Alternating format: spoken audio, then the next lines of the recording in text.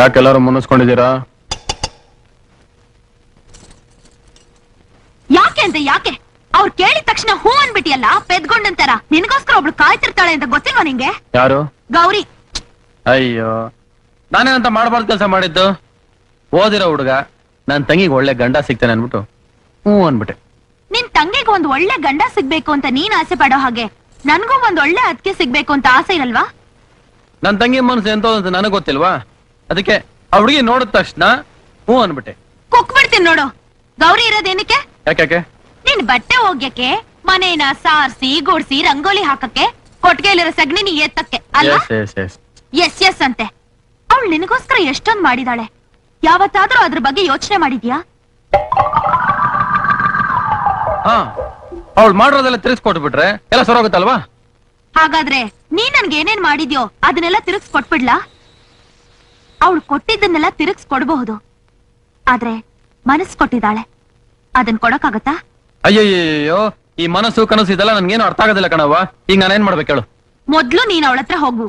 ಅಯ್ಯೋ ಇರು, ನಿನ್ನೆ ನಾನ್ ಮದ್ವೆ ಆಗೋದು ಅಂತ ಹೇಳ್ಬೇಕು, ಆಗ್ಲೇ ನಾನು ನಿನ್ನ ಮಾತಾಡ್ಸೋದು. ಸರಿ ಆಯ್ಗೋ.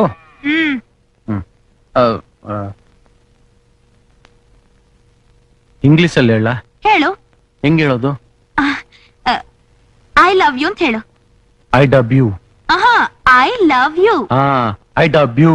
ಅಯ್ಯೋ, ಐ ಡಬ್ ಯು ಅದನ್ನೆಲ್ಲ ಮೇಡಮ್ ಇಷ್ಟೊತ್ತು ಹೇಳಿದ್ದು. ಬೇರೆ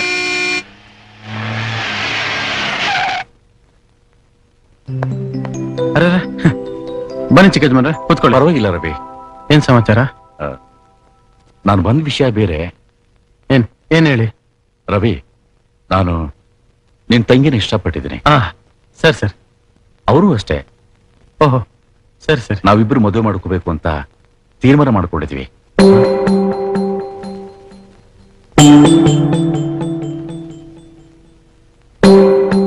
ನಮ್ಮಿಬ್ಬರಿಗೂ ನೀನೇ ಮುಂದೆ ನಿಂತು ಮದುವೆ ಮಾಡಿಕೊಡ್ಬೇಕು.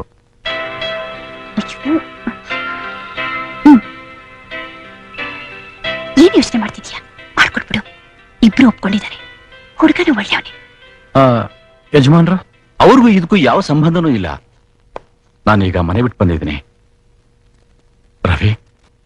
ನಮ್ಗೀಗ ನೀನೇ ಎಲ್ಲ.